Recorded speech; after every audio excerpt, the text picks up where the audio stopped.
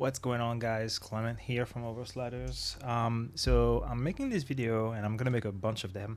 So essentially what I would like to do is try this new format, right? Where I go and show you guys how I do my models.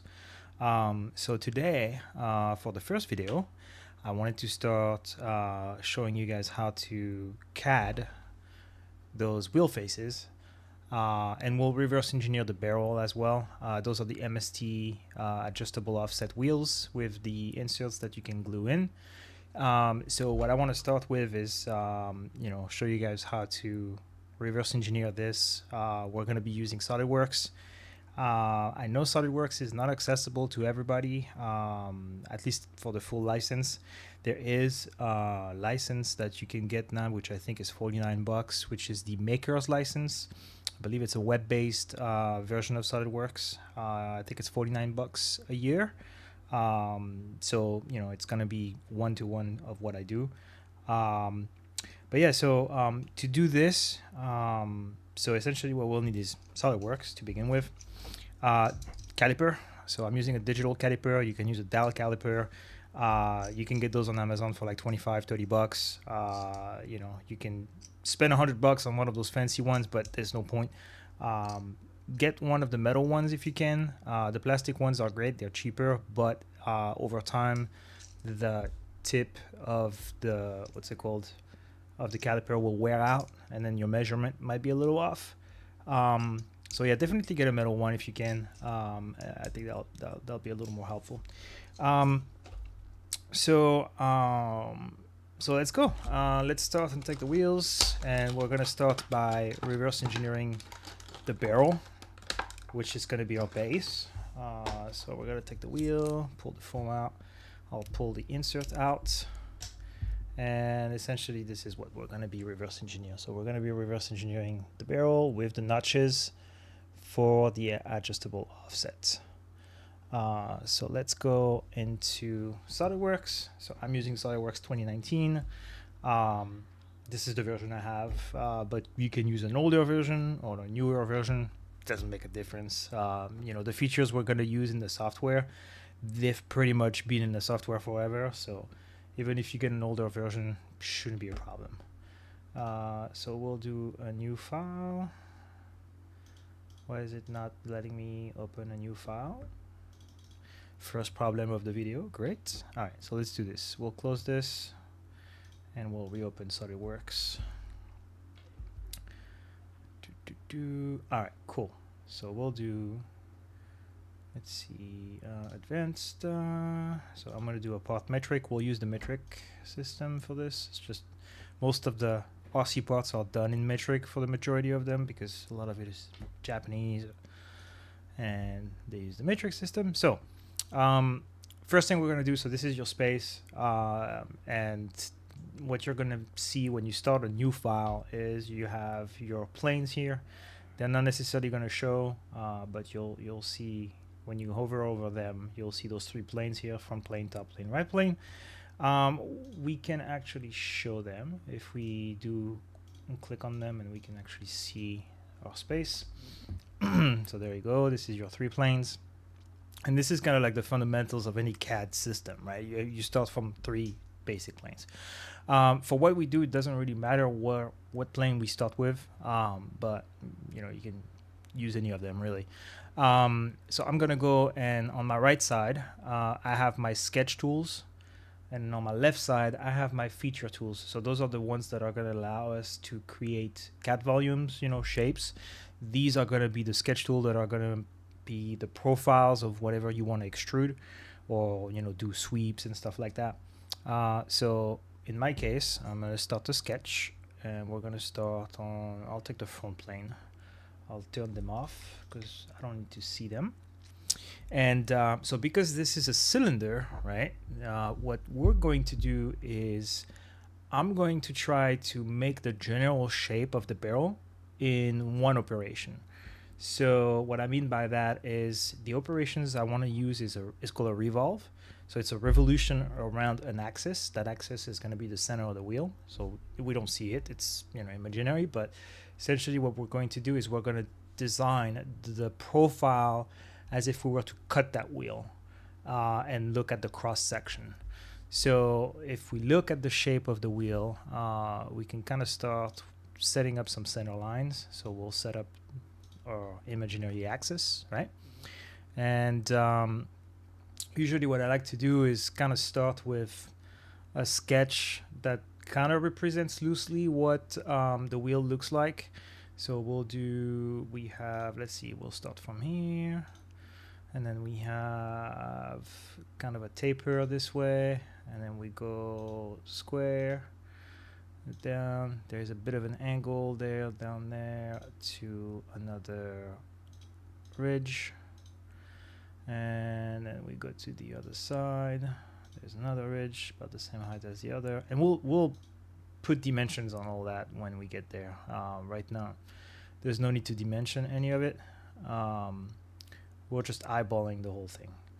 So then we go to the front lip, and if the lines are not straight, you can fix that later as well. And then I'm just gonna go from here. Let me see. We're looking at, there's a double step like this, up, down, and then this looks to have a taper as well. Bit of a taper like this, and we'll join it here. So this is very rough, right? This is not what the wheel actually looks like, right? And so if I hit the revolve button right now and I pick my axis, it will do a preview of what it would look like. So because it's not dimension, if I hit OK, obviously this is not what your wheel looks like, right? This is just a rough depiction of what we're doing. So now we're gonna go back in the sketch. If I click edit sketch right here, I can do a single click here and just, it's gonna pop up all those buttons. You just edit the sketch.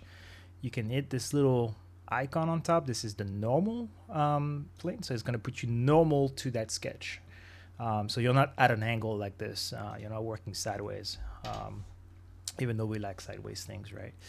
So, so now let's dimension this. So first thing I want to do is I'm going to pick the inside. That's going to be the ID. So I have two ways of dimensioning things in SolidWorks. I can do it from the center axis. If I keep my mouse between my line and the axis, it will give me essentially the radius. But if I go and drag it below, now I'm doing the diameter. So this is a cool thing SolidWorks does. So we'll set up the diameter. And we'll take our handy dial caliper here. And then I'll go through the back, make sure I don't fall within the notches of the adjustable offset. And we'll take a quick measurement with the back of the caliper. And I'm measuring somewhere along the lines of 45.3, 45.4. And you can move the piece a little bit. You can, you're never getting an exact measurement. So you want to try to be, as close as possible to the diameter, right? So yeah, 45.4, and then you can rotate and take a few more measurements. Let's see, we'll move this a little down here. 45.4. So we'll do 45.4. Let's see, what about this one here? Let me make sure I'm sitting nice and tidy. 45.45 is usually what I'm seeing here. You want to make sure you don't pull on the little wheel too much and apply force, like essentially like making the wheel like oval, because a lot of the parts in RC cars, they're plastic. It's easy to measure something and then, by applying force, you actually deform the part without noticing it. And you can gain like a 0.5 millimeter really quick. And that 0.5 millimeter, if you're doing parts for example, wheel inserts, there's pretty tight clearances, right? That actually may mess you up. So I'm gonna remeasure that again a little bit. There you go. Let's see, right there. Yeah, we'll assume 45.4. So 45.4 millimeter. So this is my diameter. So 45.4. We'll enter that. Boom. Now you'll see it hasn't moved anything, right? Because what it did is, SolidWorks is kind of smart in that way, is when you define the first line, when you define your first dimension, it will actually scale the entire sketch to that dimension. So it's in order to avoid having your line get dragged all across the screen and then your sketch looks kind of goofy, it does that. So we have our ID. Now we'll do our OD, right? So let's see, OD of the wheel. So for the OD, you can just take one of those. You're gonna take that side of the caliper, and then boom, and we get about 52 millimeter, right? So 52 millimeter. So that is gonna be 52. There you go. So see, now it's gonna start moving the lines and kind of do some funky things, right? Because obviously I drew a sketch that's like very rough, but this is not really what it actually is. So so we know this is the OD. We know this line is we know this line is also the OD, right? Because this is the other side of the wheel. So right now what I did is I put the dimension on this edge of the part. This one we know is also the OD. So what you can do is, instead of having to draw a dimension here as well, you can just hold Control, click on that line, and you can actually make them collinear, and it's going to drag the whole thing down. Those lines now are going to be aligned to each other. So if I was to change that dimension to, I don't know, 53, the whole thing moves, right? Because those two lines are together. So we have our two lines. The whole sketch kind of adjusted with it, so that's cool. You know, that works, I'd say 80% of the time. Sometime it will do some funky things where like your sketch will just go and you can't really use anything. So you just got to be aware of that. So the next step, let's see. Let's define those inner barrels. So we're going to define this line. We'll try to put the dimensions somewhat organized so it doesn't look like, you know, it's all over the place. So we'll take the caliper that way. We'll go around those lines. And I hope you guys can see on the video. I mean, I'm trying to show you as much. Maybe the cam alignment is not the greatest. Okay, so we have 48.5. We'll do 48.5. Boom. All right, this is our dimension here. And then we also have those little ribs in the middle of the wheel, right? So I'm gonna get the dimension of the diameter as well. I'm gonna land the caliper right on those ribs. Because they are rounded at the tip, it's kind of a best fit alignment that you're gonna do with the caliper. You're gonna try to get them as close as possible. Doesn't have to be perfect, but let's see, about 50. So we're at 50 millimeter on the, I didn't pull my dimension tool on this guy. So there you go. So these are gonna be 50. Pull the dimension tool. Let's see. We'll pull our dimensions out of the way so we don't make a mess. Now again, this is the other rib. It is collinear. So we'll make this one collinear here. And now we can define the space between the rib and the barrel edge on both sides, and the thickness as well. So let's see. So from here, I can pick the dimension two ways. I can pick one line and then pick the second line, and it will give me the dimension parallel to those lines. Or you can actually just pick that one line and then just go straight up. If you get too close to it, it will actually align it to the angle of the line. So, you know, either way, there is multiple ways to skin a cat, like they say, right? So you can just do it whichever way you prefer. So for this, we'll take the back end of our caliper and go through the barrel. So I'll put it on the edge, and then we'll take a quick measurement. That's about 3.7. All right, we'll assume 3.7.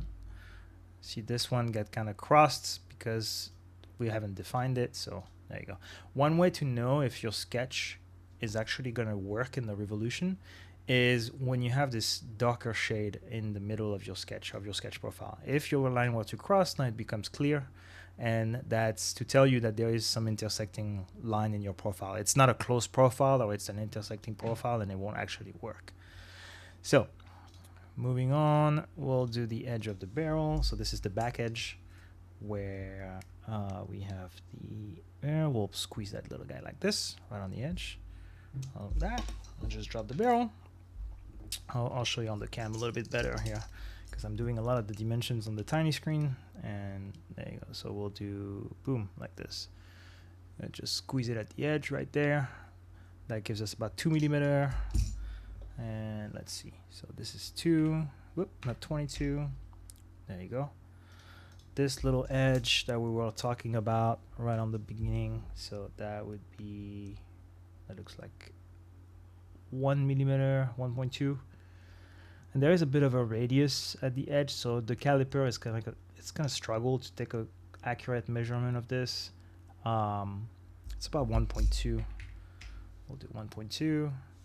I can also dimension this one at 1.2, or I can also make it equal. So if I select that line and I select the other line, I have the option to make equal, and this will make it the same length. So same thing as the collinearity. If I move one line that's collinear to something else, the whole thing moves, or I guess the one that's equal to it will move along it. So you're moving things, kind of in sync. We'll define the front lip. This one is a little bit thicker, so again, the front lip of the wheel here, I'm trying to see if the focus works. The front lip of the wheel is a lot thicker than the back, so they are different, so we'll dimension that. Quick measurement, we are at 3 millimeter, so boom, 3, and then we'll realign this line. So this line is actually vertical, so we'll just hit make vertical. It could not do it, so because I picked the point, that's why. There you go, done. All right, let's see those lines here. This one, that's interesting. This one ended up making itself perpendicular. We don't want that, so we can click on the constraint, delete that. That will allow us to do some angled line. Okay. Moving on, we'll define the gap here. So this is the front gap. We'll take the quick measurement. This is about 3.7. I think we did put 3.7, so it's the same gap here. 3.7. And let's see, what else do we have to define? So this point is coincident with that line, and this point, so I'm holding control when I do this. I click on my point and I click on my line, and I make that coincident, boom. And then there is a bit of an angle, so it's kind of hard to tell, but if you look at the section of the barrel that goes beyond that rib, so what's on this side, there is a bit of a taper, right? And we're gonna try to get that. So we already have our OD, which is on this section here. What I'm gonna do is I'm gonna take the plunger on the caliper and I'm gonna measure the depth of the barrel. So the way you would do this is in the back of your caliper, you have this plunger, right? This little stick, and then you can just sit it on the edge. Now, granted, I don't really have a good, platform to sit on, so it's kind of a eyeball, right? But you can get close to it. I mean, right now we're not doing some major precision work, right? We're trying to get within 0.2 millimeters, 0.1 millimeter. It's not gonna kill you if you're off a little bit. So right now I have my plunger. I don't know if you can tell. I'm taking the plunger, boom, plunging it as close to the edge. And that gives us 1.1. So 1.1 millimeter. We'll take the point this time. Or actually, we can take the whole line. Let's do this. We're going to pick up the dimension tool. Whoop. Why are you? There you go. 1.1. And that's going to give us our angle. And then we'll do the same thing on this side. I'm going to measure it, plunge it. It's probably going to be about the same. It's 1.1. So 1.1, boom. So let's see. So now there is a couple things that can move still. That's because we haven't defined the length of this line.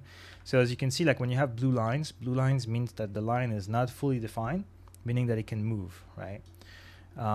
We want to try to define our sketch as much as possible so that we don't have the sketch explode on us later on. So we'll take the gap between those two lines, right? So the two lines, take the back of the caliper, boop, get in there. That's about 11.8. We'll rotate the barrel, take another measurement, 11.9. So we'll do 11 point. I'll do 8.5. I'll cut it in the middle. Okay, so now we have this. So now this is still moving, right? And the reason it's moving is because there is nothing stopping it from moving in space, in the whole space of the screen.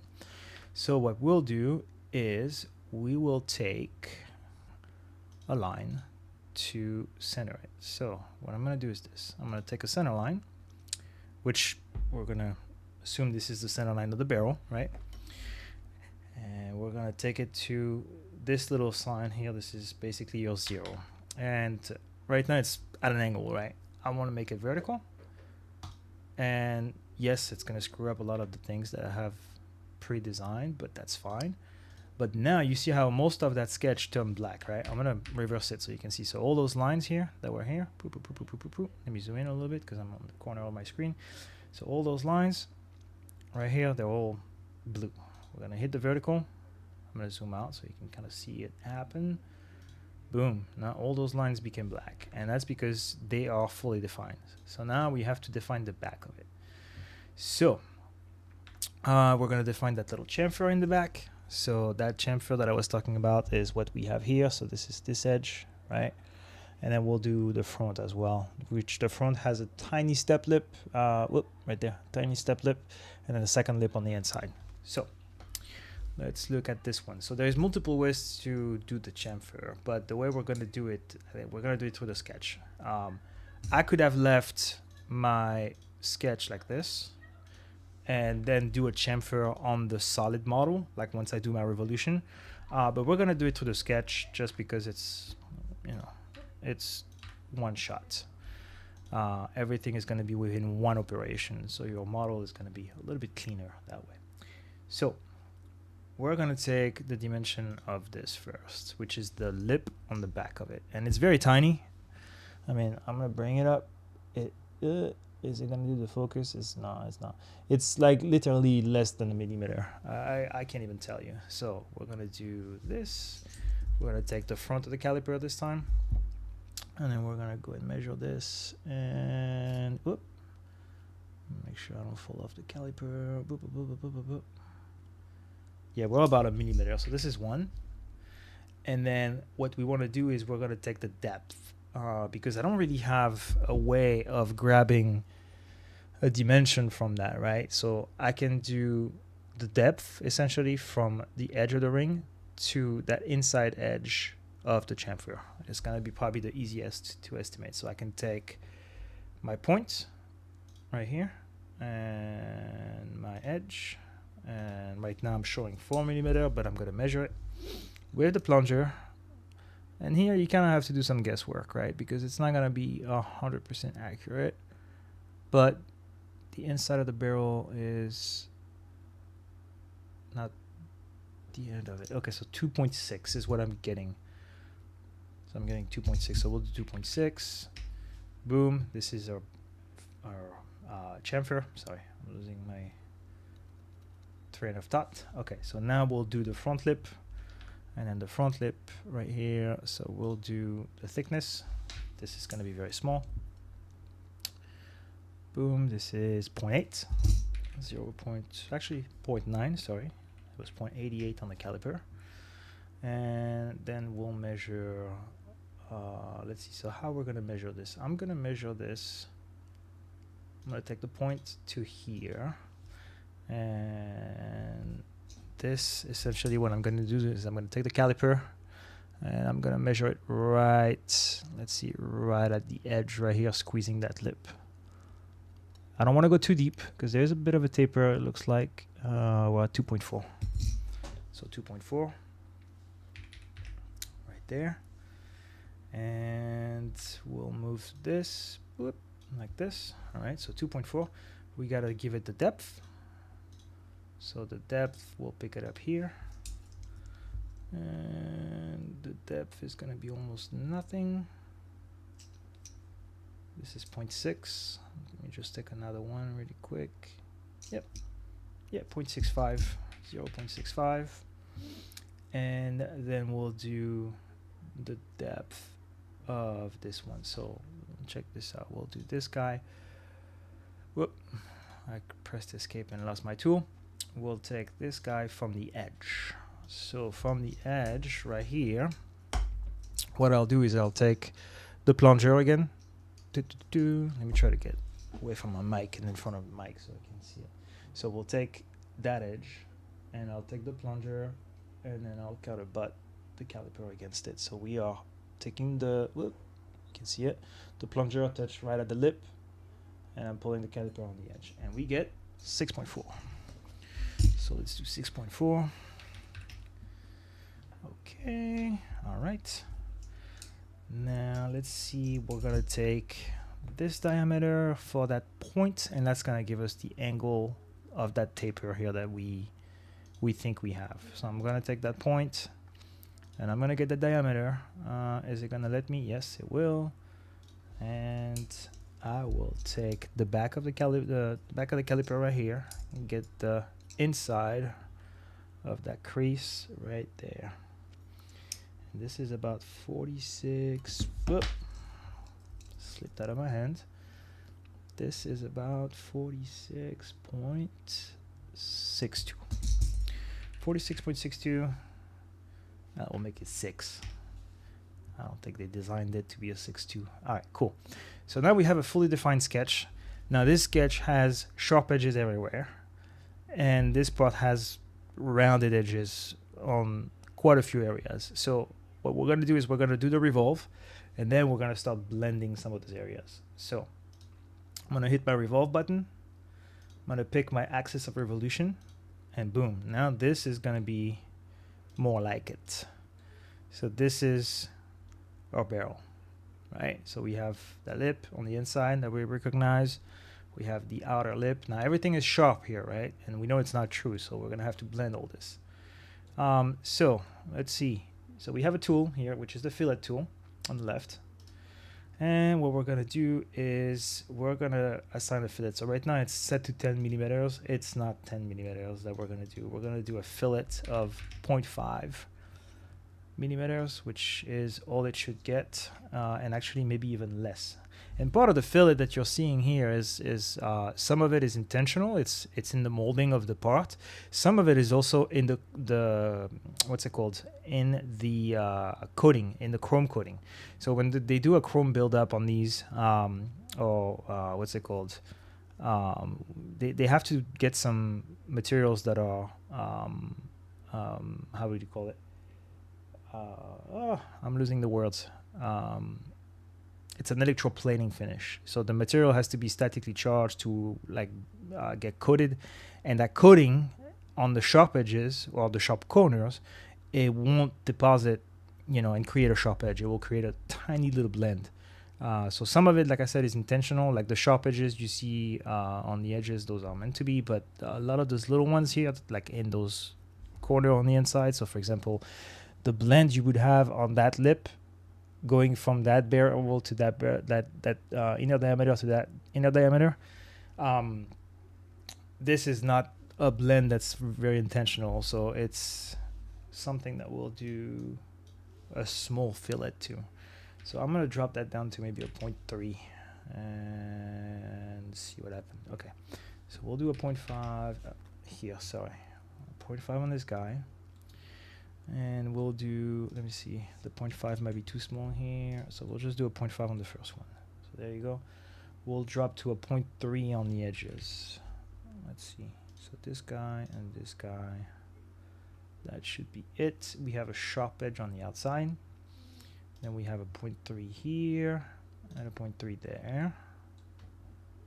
Okay, there you go. And in the back of it, we have a pretty large radius here. So we'll do, this one can possibly be a 1. Even more, I would say a 2, because that blend is actually kind of fat. 2 might be too much. We'll do, let's see, a 1.5. No, that's gotta be a 1. We'll stick to a 1. No need to go crazy. And then on the back edge of the barrel, we're looking at probably 0.5. And the reason why I'm also kind of just winging those dimensions and not taking measurements is for the design of the barrel, for the design of the faces, it's not going to be really critical for us. It's more just to have a good model, a good looking model. What's critical to us is going to be the diameter, so this face, and what's it called? The distance from that, edge of that barrel, and then the slots we're going to add for the offsets. So you can kind of just wing it. Like for example, those blends that we have here on the inside, they're not critical to us right now, so we can just kind of just wing this.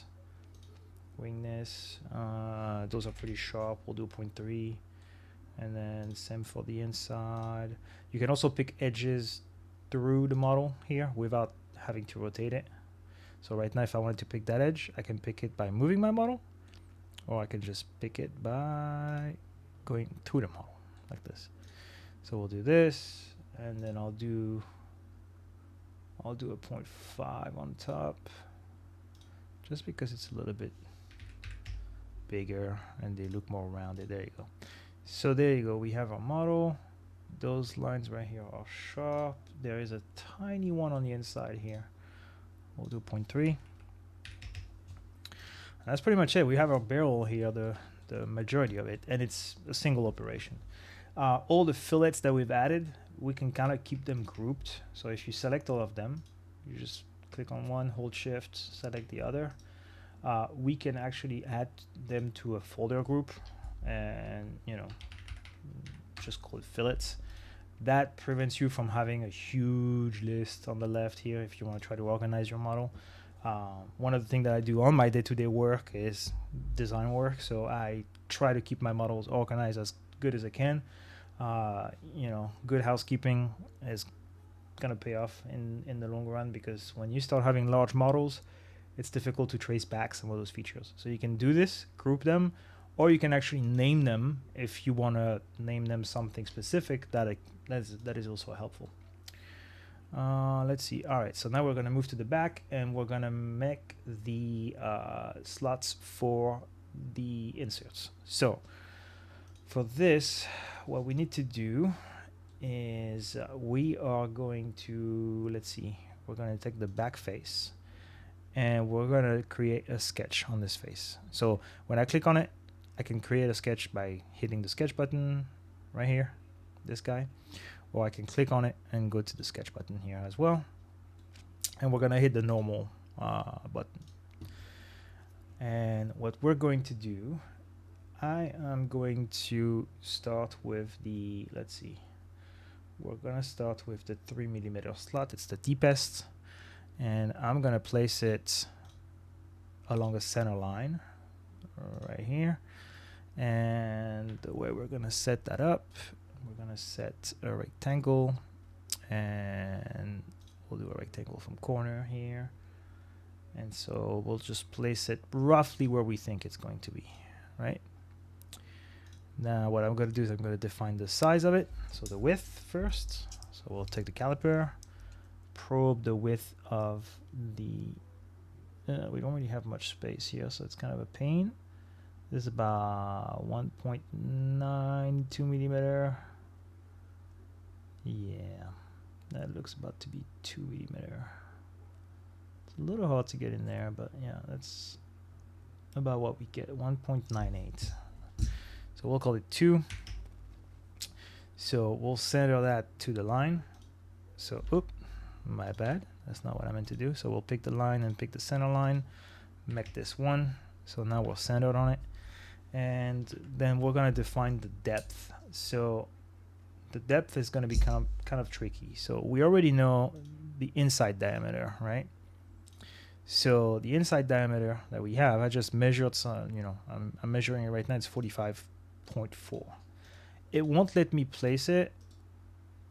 Let's see, because it is a dimension I'm taking on a feature that is solid, not in the sketch, and it's not something that I can edit. So right now what I'm going to do is I just probe the dimension to figure out what the dimension was, so 45.4, and now I'm going to measure the depth by going to the opposite side here, and we'll do the math by adding that. So right now the diameter is 46.1. Let's see. I hope what I said makes sense, because it makes sense in my head, but might not be clear to you guys. Let's see. So 46.2. So 46.2.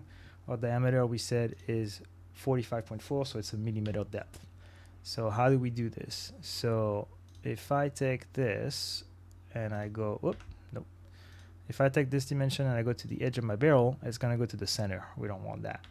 So what I can do is I can add a reference that I'm going to measure against, or that I'm going to place myself against, I should say.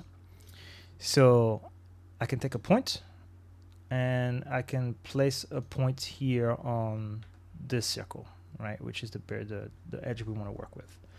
Now if I click on this circle and I click on the line, so as you can see here, it's already, let me see, it's not letting me pick it.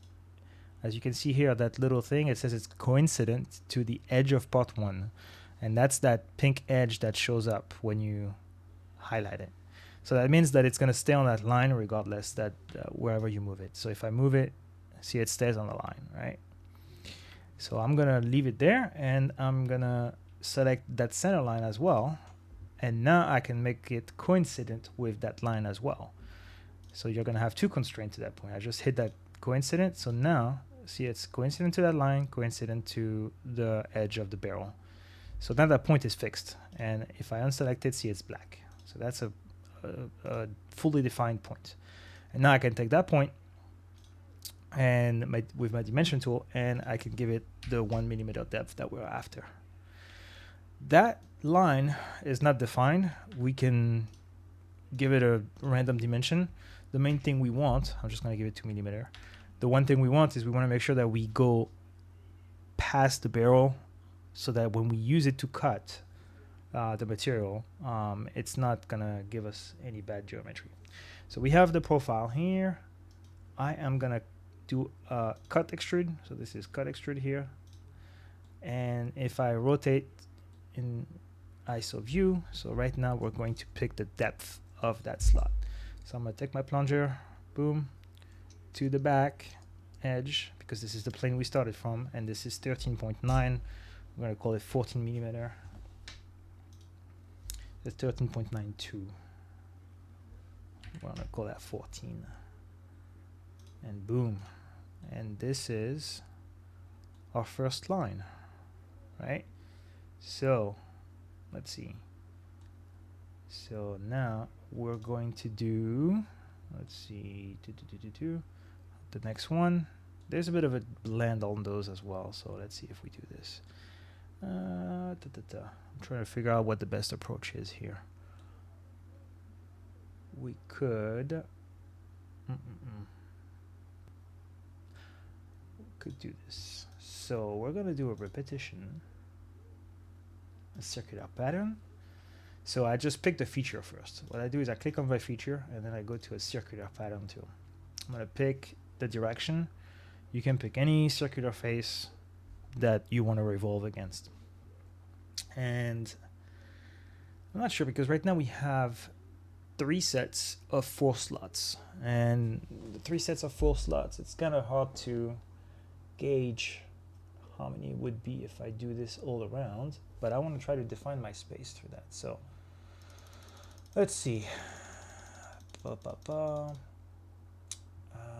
don't think, let me see, instant spacing. I can't really define how many degrees it's going to move by, which kind of sucks.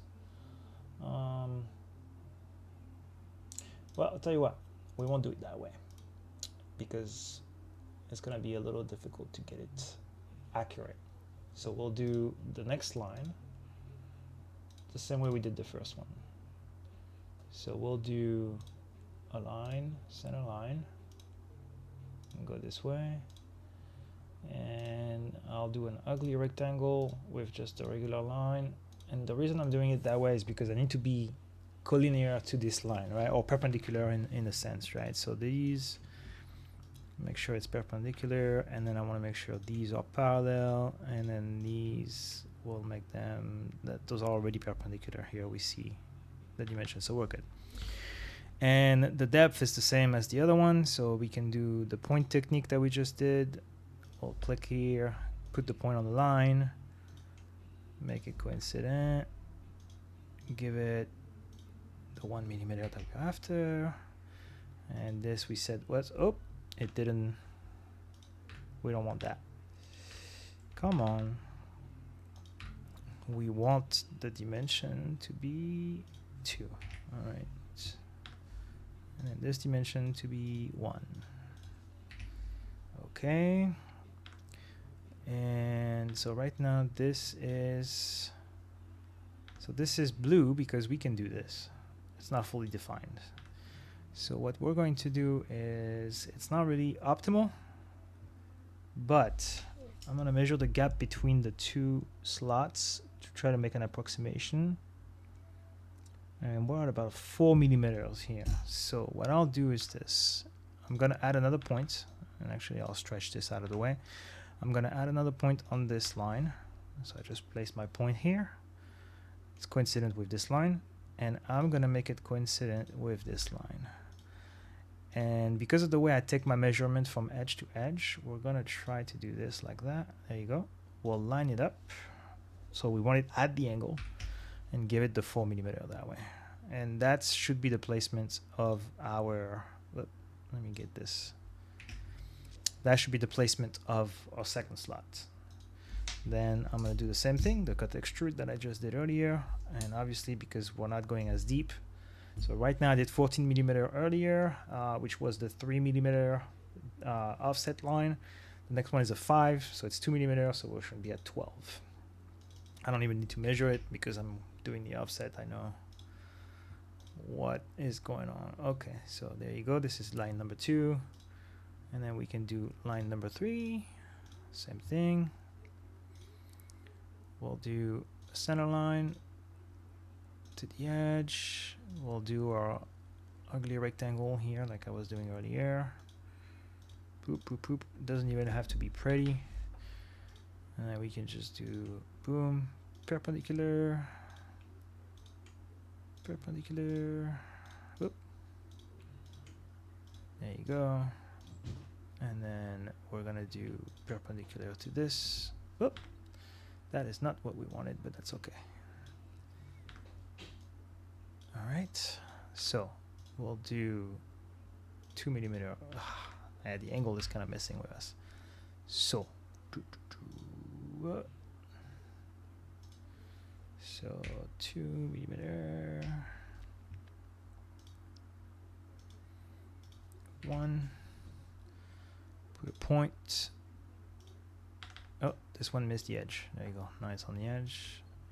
Coincident. Get the dimension there. 1 millimeter depth. 2 millimeter depth of the slot. There's something that can still move here. It's this.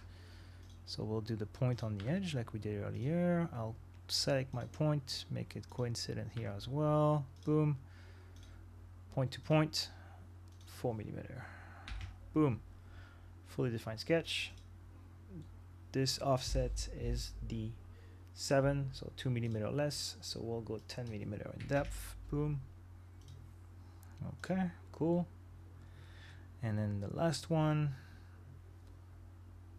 we'll do same thing. Sketch on that face, make it normal so we can see what we're doing. Get our line. There you go. Oh, pick the line tool again. Get our boom, boom. Whoop. Where is it? I just had it. There you go. Boom. That's close enough. Okay, so we'll make sure this is perpendicular. We'll make those parallel, perpendicular, boop, boop, boop, whoop, and perpendicular. Okay, cool. Then we'll do, oh, I forgot to put my point. Okay, so we have a point here. We'll make it coincident. I just got out of my sketch by mistake. This is not what I wanted to do. So we can double click on the sketch and it will re-enter the sketch and we can continue doing what we're doing. All right, so 1 millimeter depth. Come on. Sometimes SolidWorks can get a little finicky about the way it picks dimensions. It loves to pick the wrong lines to do certain things, and it gets extremely annoying. As you can tell right now, it's like I'm barely moving my mouse and it will start like picking random lines everywhere. Okay, so we have that fully defined. We're just not defined in that distance. So we'll put our point, make it coincident, boom, and then we can just go to town and pick this guy. Okay, 4 millimeters, and then we'll do this at 8 millimeter in depth. This is the 9 millimeter offset, I believe. Yes, 9. Okay, cool. So we have all of our lines, and we're gonna add the blends. So there is, we'll do the small 0.3 blends, which I'm gonna put up right there. So I don't have to pick the whole thing. I just pick the face. Whoop. I can just pick the face of the edges. It'll propagate the blend, just because that's the way it's supposed to be. Hit OK. Boom. Get those nice little things. Now what I want to do is I want to revolve. I want to do a pattern, a circular pattern, to repeat that on the other sides, right? So we'll select everything and do circular pattern. Pick the diameter, and we'll do an equal spacing with 3 instances. And boom, done. And that's it. We have our barrel. So we have our slots for the offsets, and that's pretty much it. We're pretty much good to go, and we have a very pretty barrel to get our designs going. For those that have the fancy SolidWorks with the appearance, you can go and set up, you know, like Chrome and stuff like that. I mean, that's optional. Obviously, you don't need that. It just looks cool. Or whatever software, if you want to do some renderings, you can throw that in Blender and have fun with it. So yeah, so that's it for step 1. This is going to be the barrel. I'm going to stop here, take a quick little break, and then we'll come back and start working on the face. And yeah, that's pretty much it. All right.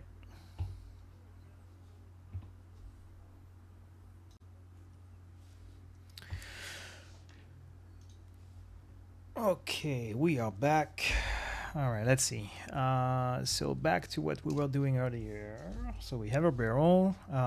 Most important thing that I did not cover earlier, make sure you save your work as you go through it. Right now, I went through quite a few steps. This was about 45 minutes of work without hitting the save button. Terrible practice. So we'll make sure we save this. We'll put that into a folder. So let's see, wheels, and boom. I already have some stuff that were, you know, saved in there. So we'll call that MST barrel. Hit save, and boom, done. So we have it saved. Cool. So now we can move to the face. All right, so we have the face here. We're gonna create a new part. So we'll hit the new button. We'll do metric part again, and we'll do the same thing we did earlier. So we'll hit the sketch button, pick a starting plane, and so for this one, I don't need to really do a revolve because I'm not doing a feature that's using a profile or revolve along an axis. Here we're going to start straight from the plane and extrude circles. So let's go, and we're going to define 2 things. We're not going to define the spokes. So we're not going to define the spokes of the wheel. We're going to focus mostly on the, what's it called? The face barrel, I'm going to call it, and the hex inside. And we're going to make sure we place those, you know, as accurate as possible. And we're going to also define the tabs that slide into the slots of the barrel. Those are going to be the 3 features that we want to set up to begin with. Because ultimately we'll be making our own spoke design in there, you know, whichever wheel we want to, you know, make. So we'll go ahead and I'll do the same thing I did earlier. I'll do a rough sketch of what I want. So here we'll do, boom, this is going to be the outer edge, and then I'll do, well, let's start with the outer edge first. Let's start with one thing at a time. So we'll take the outer diameter of the barrel. So we'll take our caliper again, and let's see, measure that. This is about 45.4 throughout, so we'll do 45.4, and boom. And I'm gonna put those dimensions in right now. But once you start going to an actual printed part, so when you're gonna want to start to print this, there's going to be some tweaking to do to make sure that the clearances are correct. So I'm doing it right now as I'm measuring it on the caliper. Most likely we'll do a test print to see how close it prints to, the actual thing, and make sure it fits within the existing barrel. If it doesn't fit, if it's too tight, then you'll have to go back into your model and adjust the outer diameter to make sure there is enough clearance for it to slide in. By default, the two parts, they have a bit of a not an interference fit, but kind of it's a little tight. In the past when I printed those, I did give it a little bit of a loose fit because they were intended to be glued. So we'll get to that, I think, in a future video when I have an actual printed face of what we're going to design today, and we'll make the test then. So right now I'm measuring 45.4 for the outside diameter. We'll take the inner diameter now. Let's see. So I can do the inner with the back of the caliper. I get 43.96, or I can take the caliper and just measure the thickness like this, pinching the thickness, which is about 0.8, yeah, 0.8. But right now, with the way we design it, because we have two circles, we can do it with just the inner barrel. So it's 43.9. So 43.9, we'll make this 43.9. Boom, done. And then we'll do an extrude, and then we'll take the height. So what I'm going to do is I'm going to take from the face where you have the screws on the face to the back of the wheel barrel, and we get about 11.58. I'll take another point to make sure this is consistent across. 11.57, 11.57. So we'll call it 11.5.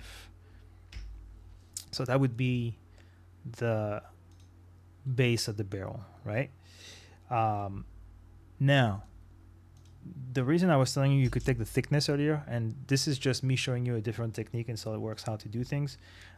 If I was to, let's see, I'm going to reverse that back. So this line, you can move it back to kind of hide your stuff. If I was to do another circle, let's do it again really quick. And I want to do a circle here. And we said it was, 45.4. I could draw a single line and extrude that already. Now, it's going to give you a solid cylinder when you do it. But there is a feature that's called thin feature here on this side. What you can do is you can hit that, and you see how it basically making a donut now. So this is taking the line and creating an offsetted extrusion essentially. So we can do one direction. Here I'm going to just first give it the thickness we measured, which I said was 0.8. So this is 0.8 right there. I can do it in mid-plane. So mid-plane means that if you look at it from the beginning, from the top view, it's doing 0.4 on each side. One direction is 0.8 from the line out, or if you flip the direction to the inside, which is what we would want, or you can do a two direction, which now you have the option to give it a 0.8 on one side and then another dimension on the other side. So if you wanted to do it, for us, what I would want to do is inside the barrel, right? Because I'm defining the outside diameter, and give it the thickness that way.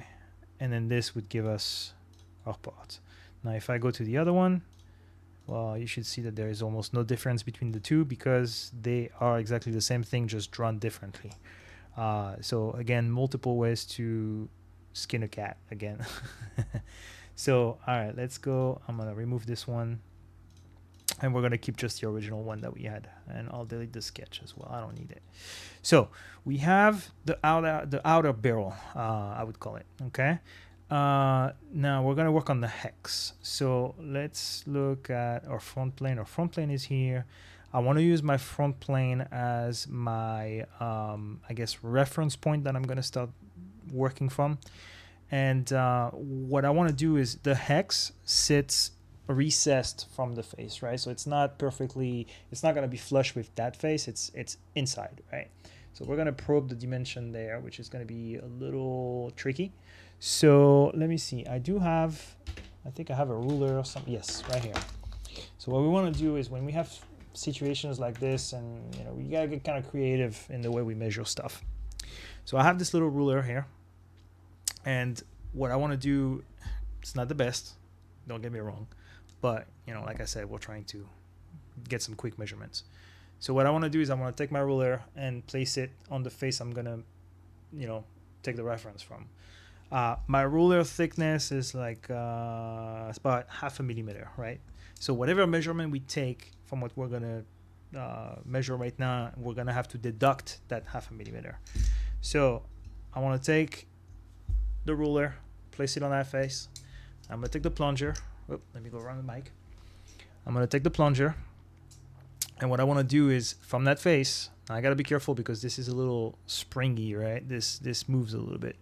So I'm gonna go very light, and I'm gonna go probe the face of the hex. So let me see if I can do it where you can see it right there. And let me see, I'm dropping the stick right there. So it's kind of hard to see, but what I'm doing is probing from the face all the way to the hex face.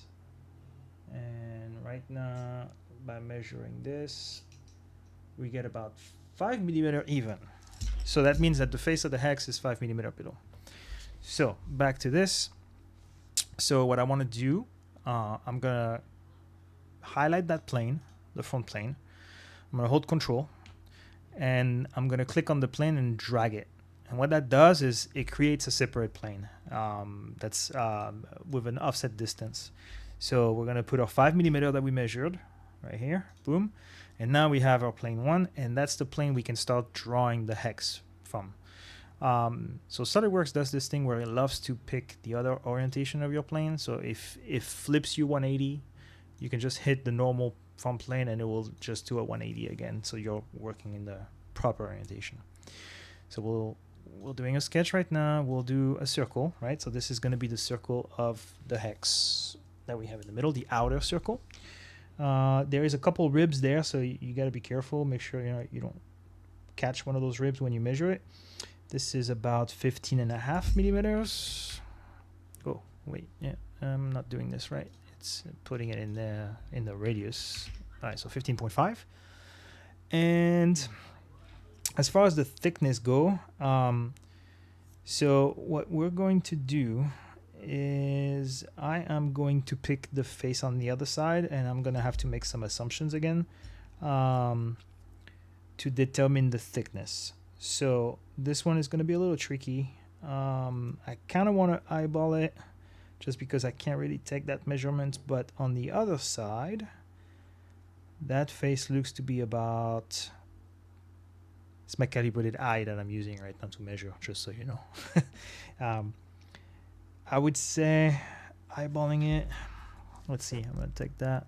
It's almost impossible to measure this accurately, but I would say we're sitting about 3 millimeters away from the edge. So we're going to extrude that. And there is, in the extrusion tool, there is a feature here that is offset from surface. And what I'm going to do is the face that I want to be offset from, I'm going to select it, and I'm going to give it the dimension of 3 millimeter. So that means that our hex would stop about right here, which does look a little thin.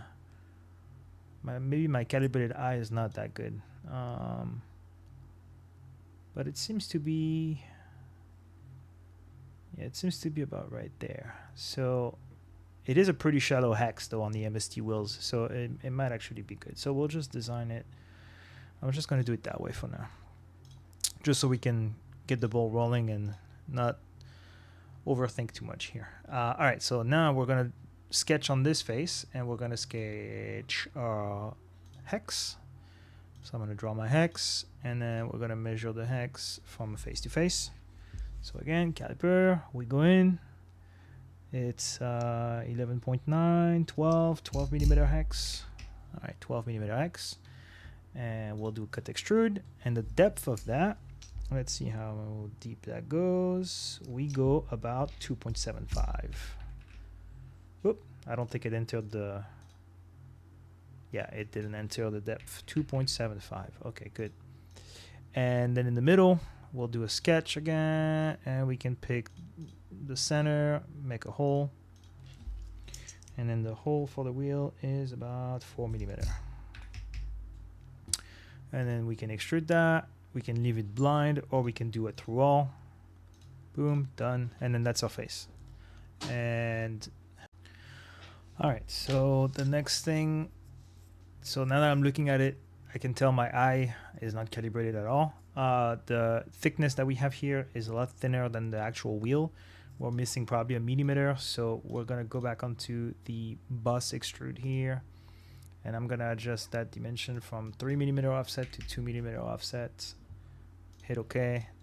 That looks more like what we have. So this is gonna be the base of a wheel. We're gonna be making the tabs now for the offset. So let's go, and we're gonna pick the back face where they start from. So they sit on the back of the face right now. Let me see if I can catch those. There you go, right there. So they start from the back face of the barrel. So we're gonna pick that face here, and we're gonna make one, and then we'll do a revolve. So we'll do the same thing we did when we were defining the slots. We'll take a reference point right here, boom, draw a rectangle. The rectangle we said was 2 mm.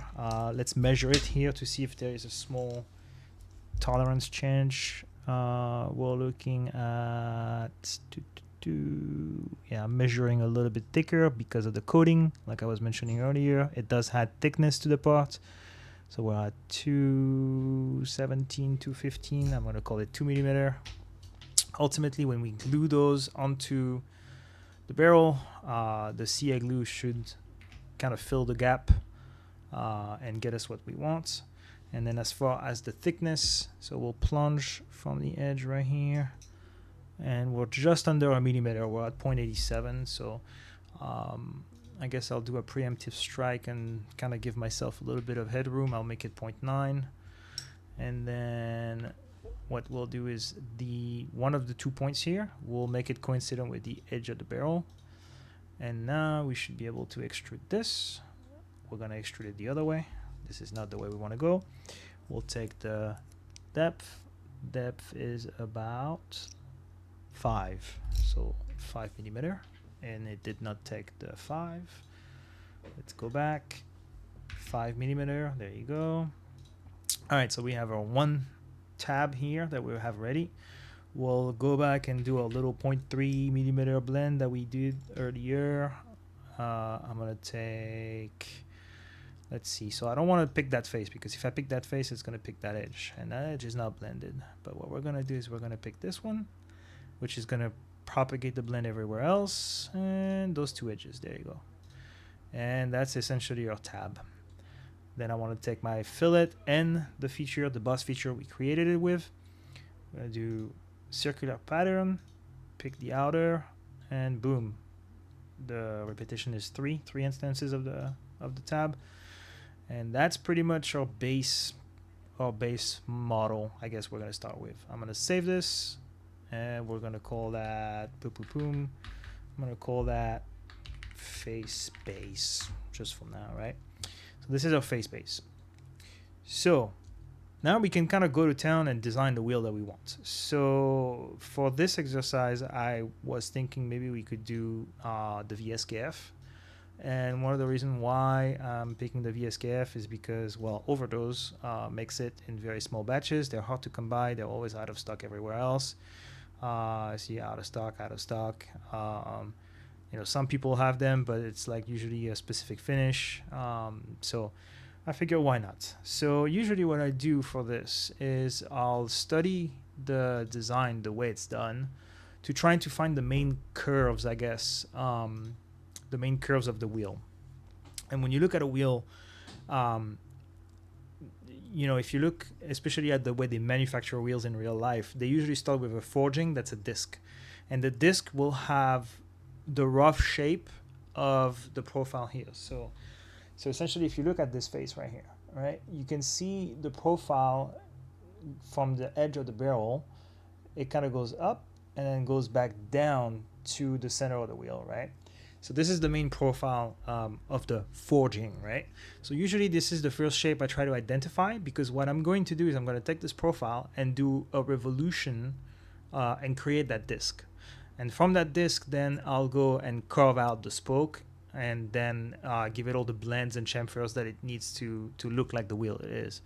And then usually the finishing touch is the lug nut holes, for the final. So if we look at the VSKF, let me try to bring the VSKF back up and try to bring a. Jesus, I'm losing everything here. Hold on. There you go. Got it. If we look at the VSKF, let me try to find a good looking picture of that wheel that's gonna give us a good idea of the profile. And that's always the challenge, right? When you do those things, is trying to find good pictures of wheels. Let's see. All right, work VSKF. This is loading. Let me try to find a good. Let's see. Boom. All right, so we have a really good picture right here. Those are clean. Oh, let me try to make those full screen. So if we look at the VSKF right now. No, I don't want to talk to Jacoby. I just want to look at the pictures. The profile of the wheel, it kind of has this like huge curve coming from the edge of the barrel. Let's see. And then it has those nice chamfered side with blends. And then the face looks like an hexagon kind of. And then we're going to have to round this. So, all right. So I think I have an idea how we can do these. I'm going to keep the picture on the side here so that that you guys can see how we do this. So for this, like I said, we're going to do a revolution. So we're going to pick a plane that is crossing that main shape that we created. So let's see. So I have my face base. Before I do this, I'm going to save it as, and I'm going to save it as a copy and open. And I'm going to call it VSKF. Oop. VSKF. And we'll add MST in the beginning so we know what we're talking about. So that's going to be the MST VSKF. Okay, save that. And now you see here changed to MST VSKF on top. That means we're working on the right file. Let me just go back here. We're going to pick a crossing plane and create a sketch there. I'm going to make it normal to. Let me make it normal to this way. And then we're going to change the appearance a little bit to see the whole thing through, right? So this is what we're working with. So now what I want to do is I want to try to give myself the same profile that we see on the wheels. So this takes a lot of eyeballing and fiddling with the curves. You kind of have to guess what the best curves are going to be. And it takes a lot of, back and forth. So we're going to start by creating the first curve. And again, I'm placing things arbitrarily right now to begin with. We'll see how that goes. We're going to do something like this and something like this. And then those two curves, we're going to make them tangent so that they have a nice continuity to them. They don't look kind of goofy. And let me go back to the picture of my wheel. So if we look at this, trying to make this, so we start from here and go down to the wheel face. Now what's interesting is the way that this MST wheel face is, remember we had that 2 millimeter recess of the face relative to the edge. The VSKF don't necessarily have that. So we don't have to follow that. It looks like the face is basically flush with the ring of the bolt rings. So what we could do, let's see, what we could do before we get any further, we could move, let me go back to this. I could move this face 2 millimeter to make it flush. It's not going to be, that's going to affect our offset a little bit, but it shouldn't be a problem. So let's see. So we have an option to move things here, which is, where is my offset tool? I'm looking for it. I am blind. There you go. There it is. Move faces. And then what we want to do is translate it. And then the faces that we're going to move, we're going to pick. I think I should be able to pick everything here. Yep. There you go. Picked everything. And then we're going to move it in the. So this is the funny thing. When you want to move it, you can pick any edge that goes in the direction you're interested in. And that will be your move axis. And then I want to do 2 millimeters in the other direction, and that's flush now. So boom, now I just move my hex in within the barrel, and now we can work on the sketch. So that move face happened after my sketch, so I want to drag it, move it above it, because if I did the sketch before, the move feature is not going to be there, so it's going to be 2 millimeters below, so we don't want to do that. So back to our sketch this way, and we're going to look at this in a cross section. So now I can go a little higher. I'm going to do something a little thicker, and let's look at the VSKF picture again. So we're going to go, it almost looks like there's this big round, smaller one, and then a bit of a dip here, right? So that's going to be kind of tough because we need to put a hex nut in there, right? So if we go with the hex nut from MST, those are pretty small. And then let's look at, you know what? Let's look at how overdosed do those wheels. Because I saw a bunch of them pop up in my search. There you go. Yeah, so overdose, the way they did it, they carved out a big old circle in there and then just left the space there. Okay, well, we're going to kind of copy that. And hopefully that'll get us there. Okay, so let's go with this. And I'm just going to go with another, there you go, another curve, another half circle. We'll make a tangent. So let's see. We're going to try to give it some dimensions because we kind of want to define that, right? We don't want to just make some random stuff. So we'll do 3.5. Ooh, this got crazy. So that happens sometimes. So let's see if I can move it. Nope. It won't move it. And let's see. We'll move this one 2.5. Okay, now this one seems to be behaving a little bit better. 3.5. Okay, that's better. And then we'll try to drag this a little bit. Give it a bit of a smoother profile. Okay, cool. So now we have this. And now we can close that profile. We're going to give it a rotation axis. And now we can do a revolve. And if I go back to the visualization shaded with edge, this is going to be our profile. It's going to merge results, meaning it's going to merge the barrel with the hex and the face, and we hit OK. And then this is our face, right? Doesn't look nothing like a VSKF for now, but we're getting there. So the next step is going to be to carve out the spokes. So what we're going to do for that, we want to do our extrude cut from that edge outward. So we're going to create a plane to that edge, and let me see, I won't do it that way. How would I do this? I'm going to do it from here to the center point. Can I pick the center point from this? No, I won't. Let's see, how would I create this? I can give it dimension straight from here. Is it a 6.5? It is a 6.5. Okay, so we'll just dimension it that way at 6.5. Good. And now we can create our sketch.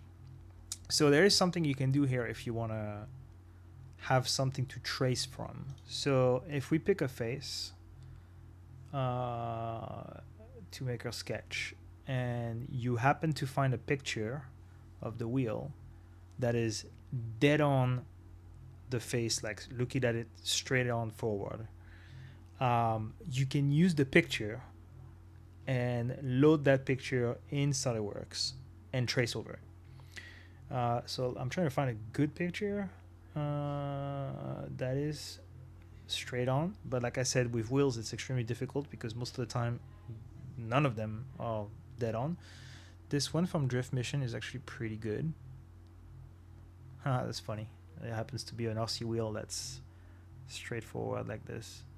Yeah, it seems to be the better one of them all, so we can use that. All right, so this is what I would do. Snip tool, boom, pick that, and boom. Save it. We'll save that into not in chassis parts. This is in wheels and MST wheels, and we'll call that.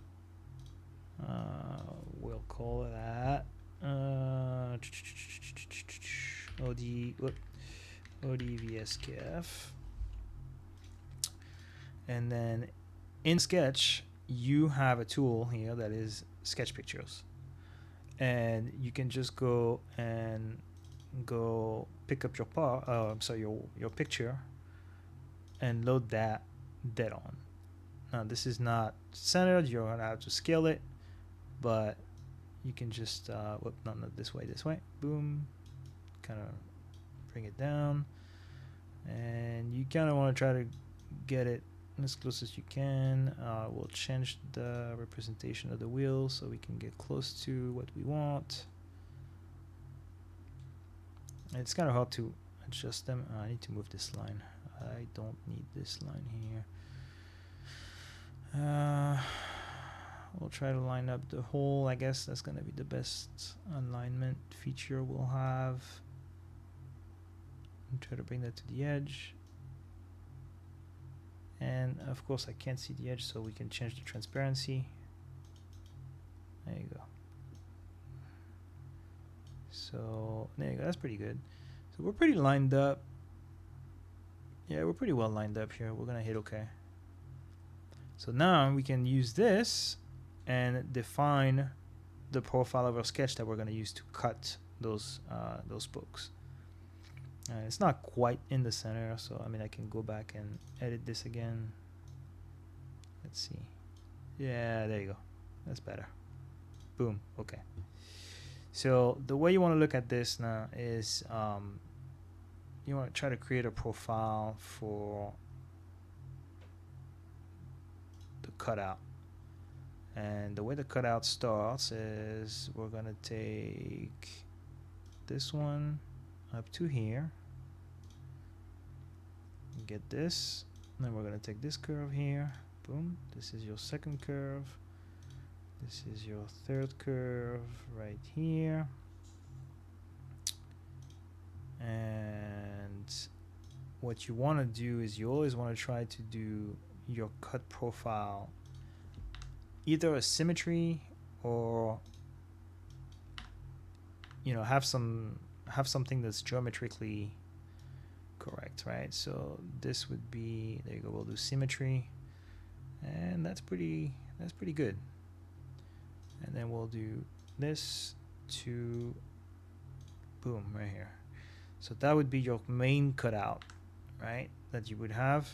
I don't want to make those tangent because it's going to be making this super goofy, but I can add maybe a 2mm blend on the points here, and that will give you a nicer transition. These can be tangent. That's good. And again, if you do one side, it will do both sides when it comes to constraint because it's a symmetrical feature. So now we can do two things. We can either do the circular repetition in the sketch, or we can extrude that and then make the repetition of the extrude. I'll show you really quick how it goes in the sketch. So you select everything, you go to your pattern, and then you do circular pattern, and then you could just do it that way, and then extrude, cut extrude out of your profile. So you would end up with this, and then just cut extrude the whole thing. We would go the other way around, and then you would end up with your rough profile, right? This is the rough profile of this. Or you can go with what's it called? Oop, boom, boom. Let's go back. You could do one side only, and then repeat that feature with the circular pattern, and boom, do it that way too. Again, multiple ways to skin a cat. Now I'm realizing one thing that I missed on the VSKF is that the edges stop sharp, so they don't actually contour the barrel, and that's what kind of gives the VSKF this distinctive shape. So what we're going to do is, I don't know if I should do this with just a cut extrude that I blend, or if I should just do it in the profile. Might be kind of hard to do it in the profile, so I might have to do it in a cut extrude. So let's go and we'll pick that face. Boom. And let's take a look at the wheel. It does go, so I gotta kind of define some dimensions here, and again, those are going to be eyeball dimension, because what we're doing at this level is it's kind of like, I would call it art, right? It's not really reverse engineering. It's more of a imitation of what the real thing is. And why are you not making these co-radial? Can you do this for me, please? Co-radial. Okay, there you go. You didn't have to extend it. All right, we'll do this. Let me see if I can make this look good. And we'll have to extend the barrel, but yeah, that looks about right. So we'll do a repetition of this again, 5. And we'll have to blend this face out. Now what's missing also here on this one is that we don't have the face extended for the bolts. So let's do this right now so we have a little bit more meat to work with. I'll take this plane. I'll draw on this plane. Oh, I'm gonna give myself the transparency again. And in the MST wheel, they have the lip extended like this. So we'll go to pick the line, be nice. All right, so we picked the line. I'm gonna measure that face really quick. See the thickness, it is about 2.2. So we'll do boom to the edge, 2.2. And then because we want this to print correctly, right, we're gonna have to set a decent angle so we don't shoot ourselves in the foot. No, I don't want the point, I want the line. I want to go 40, not 45. Usually, rule of thumb is you don't want to go too close to 45 because your overhang angle in your print is gonna be awful. All right, so there you go. We'll extrude that. If I go back to my face now, we have a little bit more meat to work with. That's good. All right, so let's look at our VSKF wheel. Okay, so we have a rough cut, which is what we just did. Let's look at some of the other ones here. I'm trying to find some high resolution pictures of those things, like something really high res where we really get the detail. Ba-ba-bum. That's too small. Because what I'm trying to find is the recess, oh, not the recess, but the blending of the face. Like, there you go, this. I'm trying to find a good shot of this and how we can do it. So there is a way we can design this. Might not be the best, but we can test it out. And that's gonna be to do a second cut extrude, slightly bigger, right, than the original one, and then we're gonna blend the whole thing. So looking at this picture, we already have a picture loaded on the other sketch. So we'll go back to our revolve. No, which one was it? The cut extrude. We'll show that sketch because this is the one that has the what's it called? The profile right here. And now I can kind of guess where my cuts need to be. So, and of course my model is not transparent, so I can't see anything. There you go, that's better. So let's look at this. We're going to work from, let me go back to that picture. I'm gonna say a millimeter. So I'm gonna take that plane, make it a millimeter higher. Is that enough? Might even be too much. Let's do 0.75. See what happened with 0.75. All right, we'll work on that plane. Why did you make that plane so big? All right, sketch that. Now let's zoom in on that. So we're gonna try to extract those lines. So I'm gonna pick the same center line. I'm gonna work off the same original feature that I did earlier. And what we'll do is, okay, so this is the first one. And then this is the second one, I would say, somewhere along there. Almost feels like it's variable in its shape. Let's see if I can line this up. These all make tangent, just so that it's smooth and I can play with it. All right, that's a good line. And then this one will do, yeah, 2 millimeter blend is good. That looks about right. So now I can do the same thing. I'll do a symmetry, boom, and then I'll do my edge of my barrel up. We'll go to that same line, and now this is going to look funky in the middle because we don't have the middle drawn in yet, but I think this is what's going to get us what we want. So we'll go the other way around, boom, and I know that's going to look goofy, but don't you worry, we'll get there. We'll do this, and we'll do the same thing. We'll do another revolution, boom, boom. There you go, it's getting there. Oh, they did not go all the way in. We'll worry about blending this later. I don't like this. We'll figure this out. It's not that big of a deal. Okay, so now let's go back to this in the middle here. Let's look at the overdose wheel again as a reminder. So they cut it through the middle. Bet. We'll do that.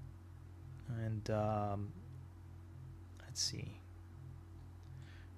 I'm gonna take that face and we'll do that cutout right here. And part of the reason why I want to do it now is because we're gonna start blending right after. And if I don't separate the spokes from touching, a lot of the blends are gonna propagate throughout and it may not give us the results we want. So we'll do this. Let me see what the hex nut from MST is. I know it's a smaller one, so I'll overestimate this. I'm not even gonna take the bag. I mean, take them out of the bag. I'll just measure it through the bag. They're 8 millimeter in diameter. So what do we say? Make it 10. Make it 10. 10 should get us there. We'll extrude the other way. Boom, that's our cutout. Okay, we'll figure out the rest of the blending after. I can turn off this sketch so we can look at this. And then I'll turn off my planes as well. I don't need to see all those planes. They're starting to annoy me. Boom. So you can go to view, hide show, and hide whatever type of features you don't want to look at. Okay, so let me start with the outside. The outside, I'm gonna do a chamfer on this face. That chamfer is gonna be oh, hang on a second. Let's pick it again. We're gonna do a chamfer that is, yeah, we're gonna do distance. And can I make it face? I thought I could do my chamfer with, well, I can do it with angle. I'll tweak the angle on that. So let's do chamfer of what, 3 millimeters, I guess, and we're gonna reduce the angle as much as we can. So let's see, 15. Nah. Let's see. Whoop. That's not gonna work. So let's see if we make it 5. No, I actually have to make it smaller. That's what it is. So if we do it this way. And let's see, 1.5, 1.6. That's almost looking like we want. All right, 1.6, boom. And do we like this? I like it. We can blend the whole thing after, so that's no big deal. All right, and now for the big blend. So the big blend that we see on this face, or this face, I should say, rather. This is the one that's going to be tricky. I may even have to do a variable blend on that one. So let's do a big fat blend, and it's not going to work, obviously, because it is too big. So let's see. 4, 3, 2, 1. 1 is the only thing that fits. So what we're going to do is we're going to do a variable size fillet. And we're going to assign, let's see. Are you going to let me put a value here? All right, let's do, can I do 2? Nah, it probably won't, but we'll figure it out. Let's do 1. And we can pick the point. Yeah, we can figure that out. That works. We just gotta go to town and do some fat filleting. This is unassigned. 2.5. And it just crapped the bed. 2.25. 2.25. And 1.8. No, drop it. 1.5. I think it's the 2.25 that's like messing it up. There you go. And so let's see what we're looking at.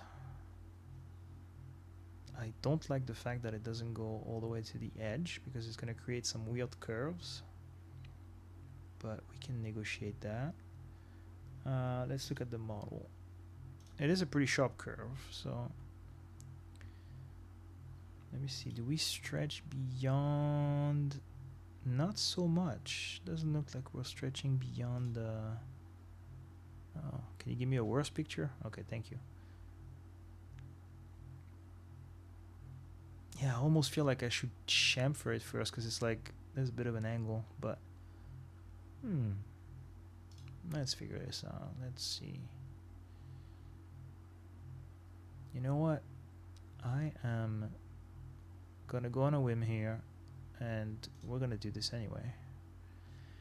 And so this is the thing that kind of sucks about SolidWorks, is it does not like doing repetitions of fillets. I have very rarely been able to make repetitions of fillets. So let's see here. Let's do a symmetry of that fillet first. I gotta be able to make a plane, so we'll make a plane. Can you give me a point?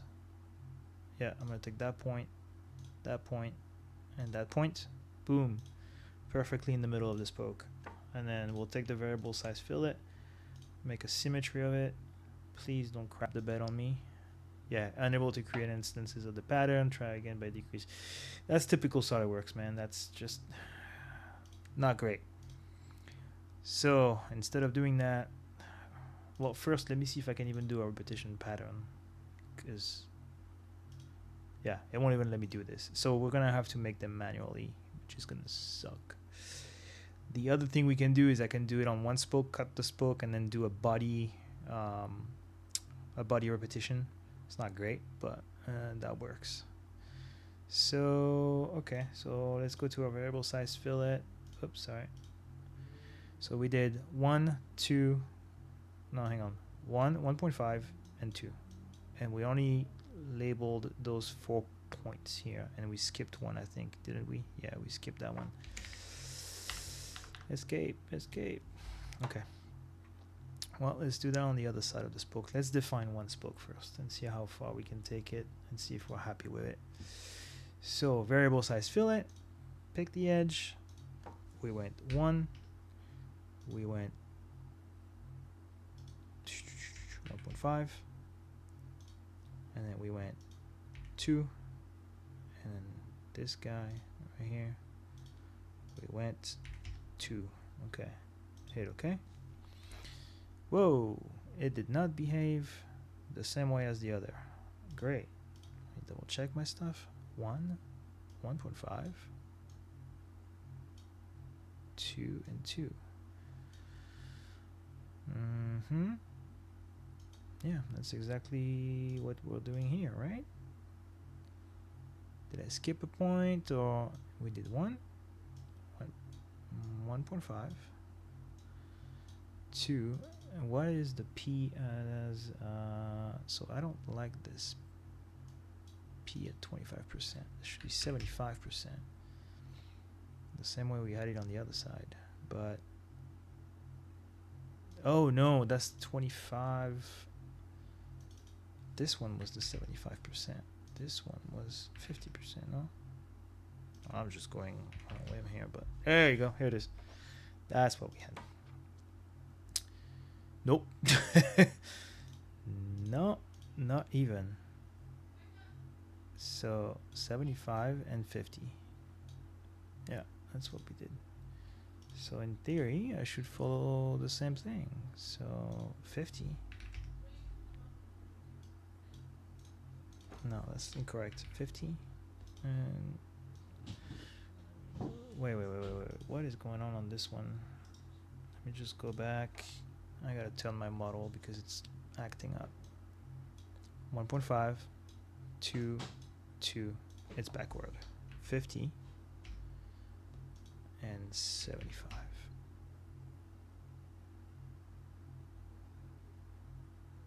No.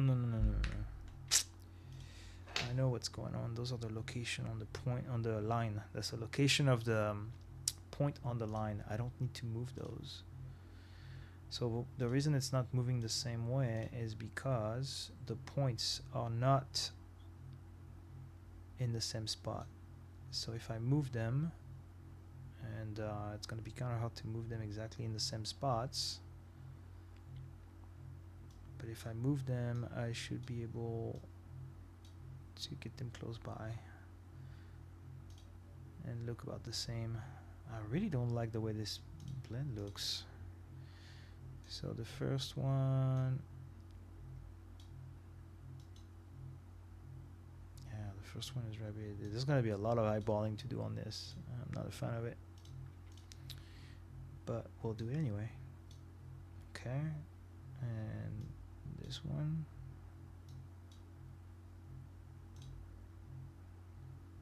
Yeah, I'm not happy with the way this looks. Yeah, I may have to take a break and fix this, and come back for the video, just because this is not gonna be great. The approach of splitting the spoke and then repeating the spoke might be the best one. Alright, so I'll focus on the other one for now, which I want to finish this up. So we'll go to that spoke. This one will be a constant fillet. We'll do it. Yeah, let's see. 1 might be too big, no? Is it? No, maybe not. Maybe not. And then this one is going to be a 0.3. I'll do a tiny baby fillet. And oh wait, no, I got to do it at the end, because if I do it now, it's going to blend the whole edge of the barrel. Okay, so this, can we make it a 2? No. 1.5. Yeah. 1.75? No. 1.6? I guess I'll take a 1.6 if that's what you're gonna give me. Okay, and then the last one I wanted to do was this little guy. What if I do a 1? No, 1 is too big. 0.5. Oh yeah, I can do 0.5. And then the edge, this one we'll do a tiny little guy, just to do a break edge essentially. 0.5, 0.5. Okay, so let's see. Let me take off the edges so we can see a little bit better. It's taking shape. It's not quite there just yet, but it's getting there.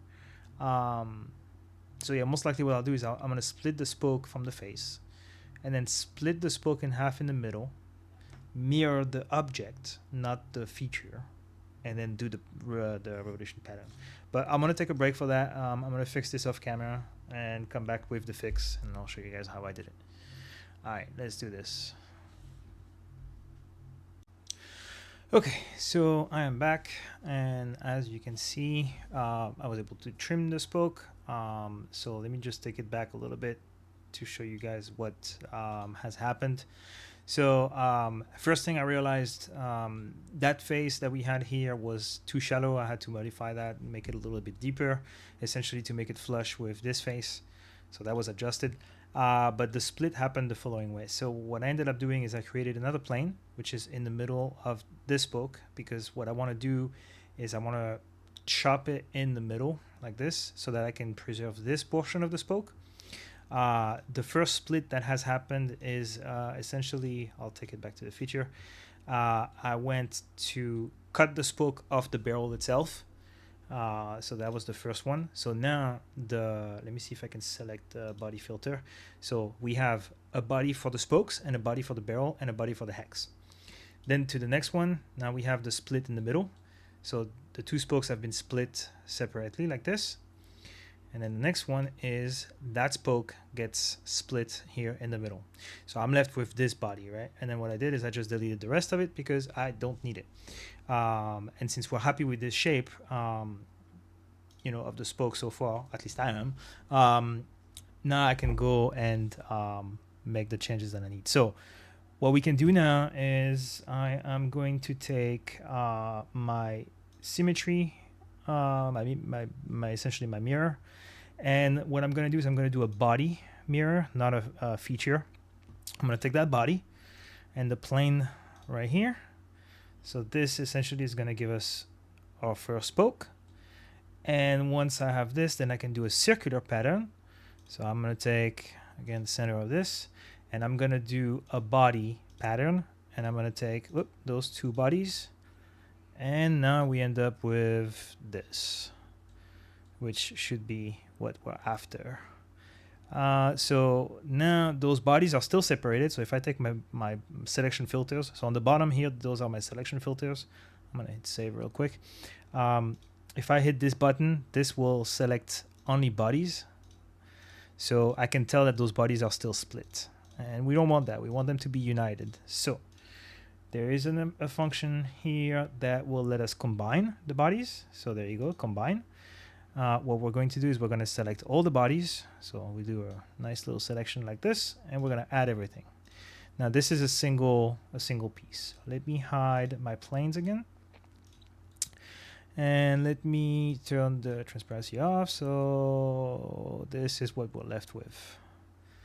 And now we can add the finishing details. So we're going to add the lug holes, the bolts here for the wheel face, and that should get us something I think is going to be pretty decent.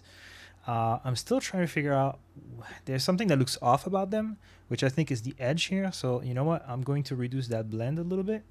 Let's go back to this fillet and let's fix this. I don't think that fillet should be 1 millimeter now that I'm looking at it. I think a 0.5 should be better. And let's turn off the edges. Yeah, it does look a little bit better.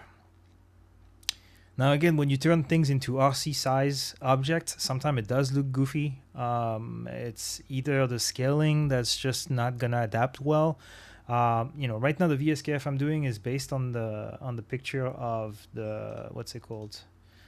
It's based on the picture of the overdose one. So we're pretty close, I would say, in terms of scale, right? Like, I mean, we're dead on the money. I think it's more in terms of the shape, I think, that I may have some tweaking to do, which is what I was saying earlier, is that it does take a lot of tweaking. We may have to reduce some thicknesses here and there to try to make it look right, and that might take a few tries. But for the purpose of that video, I'm going to stick to what I'm doing just so that we can wrap this up and finish it up. So back to the pictures that we had. So we can look at the bolt holes. So it's 4 bolts per face. So we're gonna take these face now, and because I drew it off a picture, the spokes are not really clocked to the perfect vertical line from a plane, so we're kind of gonna have to create our own reference here. So let's see. So what we're going to do is I'm gonna make an offset line. So we know this is 2.2 in size because we designed it earlier, and we're gonna do 1.1, and we're gonna place it the other way around right there. So we're gonna assume that this is our bolt circle, and what we're going to do is I'm gonna place those little holes. We're gonna make them 1.25. No, we can make them bigger than that. Let's see, 1.5. Let me see how overdose did it. How big did it look? Yeah, maybe not that big. No, it should be okay. So we'll do this. And then what we'll do is, let's see, I'll drag another one. So if you hit Control while selecting something, you can drag a copy of it and just kind of place it. And then what I'm going to do is, if I want to place them all equidistant from each other, and I don't want to make dimensions, there's a little trick I do is I'll do some temporary lines, or dotted lines basically. And then what you can do is you can, let's see, pick that, pick that, pick that, and that, and that, and then you turn them to all equal. And in theory, they should be all spaced equally. It's not necessarily going to look exact in the way it looks right now, but does that work? I think we're going to have to do it. We're going to test it out, see how that does. Okay, so that's what we're going to do. I'm going to hide that line. I'm going to turn this into construction geometry. There you go. And because they are, let me see. Because they are bolts, what I'm gonna do is I can do an offset again. We'll do 0.15 maybe. Yes, and then we'll reverse that. Did it the wrong way. Reverse that, boom. And reverse that, boom.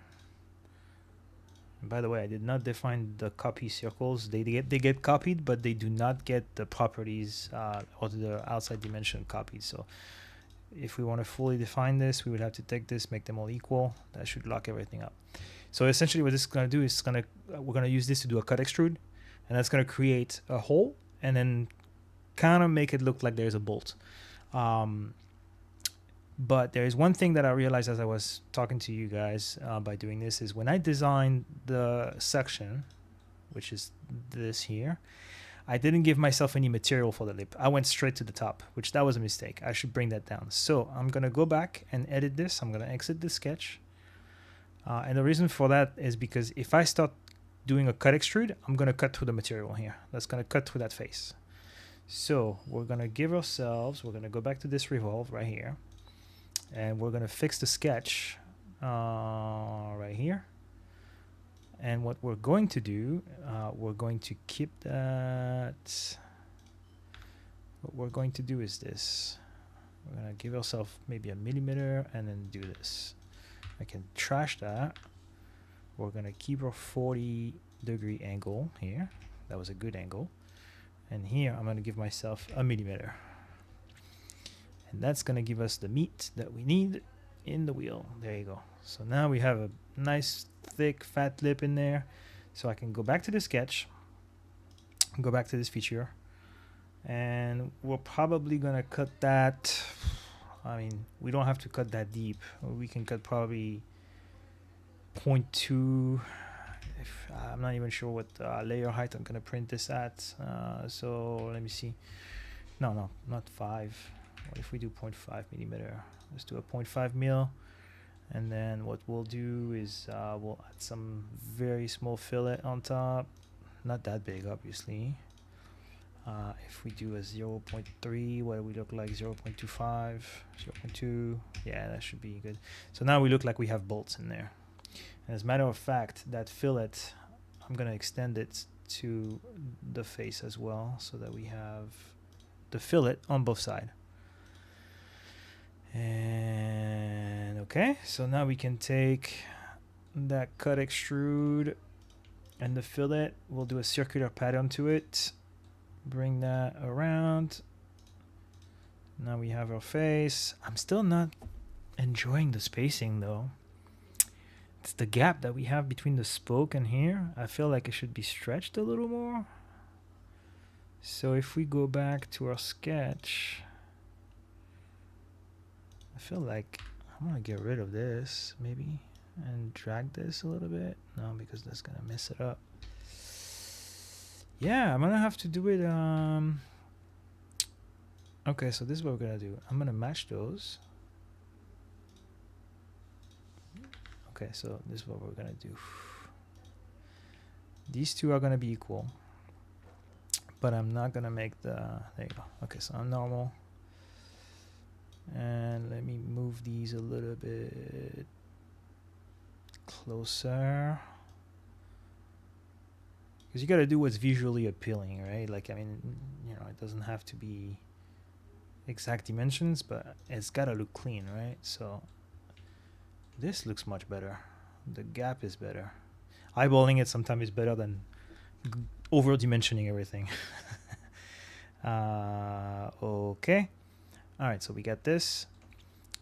Now, the one thing I want to do is maybe tackle these edge. I don't like the fact that it's a sharp edge, because on the overdose wheel, it is kind of not a sharp edge. It's slightly, I can't tell anything from here, but it is slightly blended. So we'll go and blend this a little bit. Maybe we'll do a tiny little 0.3 blend like we did before. Yep. And then for this one, we'll go all around to do it. Nope, we don't want that face. We want the edge. Okay, edge, edge, edge. Give me the edge. All right, another edge. Boom, whoa. The 3D mouse is like sending the model out of the screen. All right, so we have all of our edges. This looks good. This looks, I mean, it's almost looking like a VSKF. Not bad, not bad, not bad. All right, so now here's the question. And we got to make a decision here. The real VSKF has the bolt, or the lug nuts, sorry, in between the spokes. Overdose did it like that, but they did it like this, which I kind of don't like it. I mean, it's great because it accommodates for every size nuts that we may have. But I feel like if we use MST nuts, which technically you're buying MST wheels, right? If you want to do this, you should have MST nuts that are 8 millimeters. And if we keep this as tight as possible, I feel like you should have the nut and you should have enough space to put a lug. So let's think here for a second. One thing I want to do is, I know I made this 10 millimeters in diameter. And I kind of feel like this shouldn't be straight. I feel like this should be, let's see. No, we're not gonna do, we're gonna do 2 millimeters and 45. We're gonna want to do this at what? Maybe 70 and do 0.5 so that we can get a bit of a taper like that. And then add some blends and nicely blend the spoke going downward. I feel like that would be pretty badass. Let's see. Can I give it? Yeah, this is really going to push it. I'm going to have to be careful because then I might eat the space for the nut and then we won't be able to put our nut on our face. Let's go 0.6. 0.6 is actually pretty clean. All right, cool. So now we have a little bit of a taper there. I like that. And I can add a blend on this. It's going to go all around. What if I give you a 0.5? 0.5. Let's see what we're looking like. 0.5 looks pretty good. And now we just got to decide how we're going to do the lug nuts. So let's do this. I'm gonna draw it off that face. I'm gonna take the center face. We're going to draw a line to the center. Boom. There you go. That's your center line. And right here, I am going to do... I really hope this looks good. Let's see. You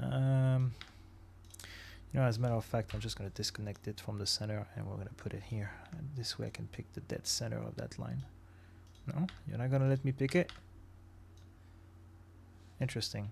So normally it should let me pick it when you move it by hand, but sometimes it doesn't. So I'm not sure why. All right, so this is going to be our main body. And if you see how the VSKF really are, there's a small raised area here that's completely blended around, and then the hole for the lug nuts. So we don't have a whole lot of space to work with. We're going to have to get creative a little bit. I don't want to go too big. And actually, we may have to move this down to this one to push it a little bit. All right, let's dimension this 2.5. That's it. You're set in stone now. That's you. So we're going to take this, make a circular pattern. It's a 5 bolt holes. And we're going to extrude this. And let's see what we're going to be happy with. If I do 1, it's not that much. If I do 125, 125, yeah, 125, we should be able to do some pretty blending on that. So there you go. This is just a body. What I'm going to do is I'm going to take this edge, this edge, this edge, and then not this edge. We don't want that one. And this edge. And let's see. How do we like this? It's getting there. Yep. I'm not complaining. Then we're gonna take the top. Ooh, SolidWorks is thinking a lot now. Remember to save your work, because SolidWorks love to crash when you do fillets. I don't know why. That's a SolidWorks thing, but it loves to crash, man. I'll do 0.3. Small fillet. Okay, good. Hit save before it crashes. Okay, all right, cool. So now we have our pad for the lug nuts, I would call it. And now we can draw on top of this surface. And let's see. Oh, no, that's not the edge I wanted. Can you give me the center of this? Okay, there you go. That's the center. And we're gonna make a hole that's gonna be 1.8. Is that? Yeah, 1.8 should be good enough to make a hex. And again, that's depending on the printer you have, how much resolution you can get out of it. You may not want to do what's it called? You may not want to do an actual lug with faces. You may just want to do a cylinder because the level of detail, I mean, if you take macro pictures of your wheels on your RC, then yeah, maybe you want to do actual lug nuts. But if you're just doing it for, like, you know, still shots, driving and stuff, it's not necessary. So we'll do, let's see, we'll do a 0.5 cut. Why did you only pick one? That's interesting. It only selected one contour. So we're going to go and pick the rest of them. Boom. And then we'll pick the face at the bottom of the hole. And then we can make our hex. Boom, boom, boom. We'll go in there, pick the center. And I don't know that we want to pick the edge of it. We're going to go a little bit under just to be safe. What's the inside? If I do 1.5. That leaves us a little gap here. That's risky, but we can test it. And we'll do a hole, right? Because it is a lug nut. So we'll do 0.75. Okay. We'll do a pattern, 5 of them. Boom, extrude. And then those we can extrude them, I'll say 2 millimeters. 2 millimeters is a little aggressive, huh? Nah, yeah, we're gonna do less than that. 1.5, 1.25. That's a little better. They are a little big though. Yeah, we're gonna make them a little smaller, which is better because it's gonna give us a better gap. Yeah, that's gonna give us a better gap for printing the parts. Okay, so looks like we have our face. I'm honestly not too disappointed in the look for something that you know, took us maybe an hour and a half, 2 hours. Well, just about 2 hours to draw. So we have our hex. Oh, most important part, we need to reinforce this thing, right? Because if you print this out of resin, you got to put some ribbing in there to make sure that, you know, this thing doesn't crack or anything. So let's figure out some ribbing. Let me take a quick look at this thing, how it looks. Yeah, I think it looks pretty good. I don't know. You may criticize me in the comments, but that's okay. I'm happy with it. At least I'm showing you how to do it. So if you want to do a better one, go for it. All right, let's see. Why do I have a fillet here? I feel like this. Yeah, I picked those by mistakes. That was a mistake. We don't need those edges. I don't know why I picked this face. We're going to do some more blending later on that. Also, I mean, if you want to go ahead and make some hex holes in those bolt holes, that's also something you can do. But we're not going to do that.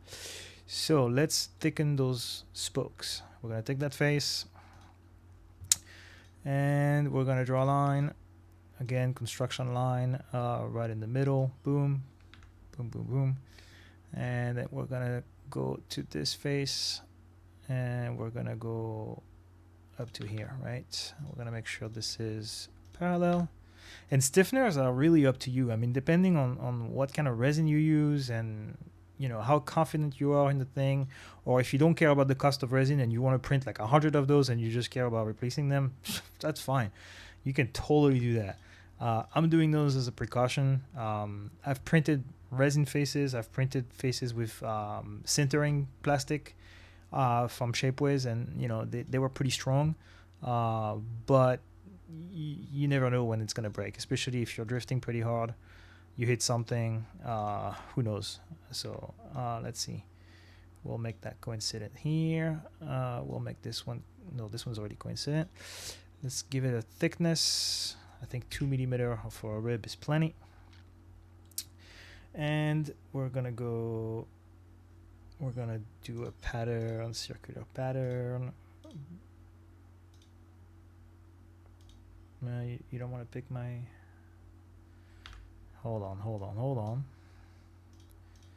Okay, there you go. That's what I thought.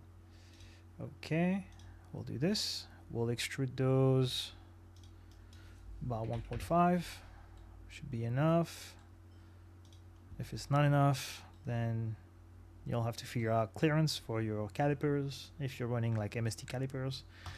And then we're gonna run fillets, and we'll put some nice fillets here on those faces. Ooh, what is this face? That was interesting. Little graphical glitch. All right, we'll do. Oh, I picked the wrong edge somewhere. No. Okay, no, it's good. I thought I picked an edge through my CAD body, which we don't want. Okay, so we have that. We'll make this a 1 millimeter, nice little sweet blend. Okay, this is gonna be the spoke blend everywhere. And then we're gonna do a blend at the hub and at the barrel. Okay, so boom, boom, boom, boom, boom, boom, boom. And then at the barrel connection, whoop, not that. Let's zoom in a little bit. Get away. I hate those toolbars that pop up all the time. Jesus. Okay, this one doesn't seem to jive very well. And that's probably because... Yeah, it's probably because I should have done that first. Okay, so no biggie, no biggie, no biggie. We'll do that first.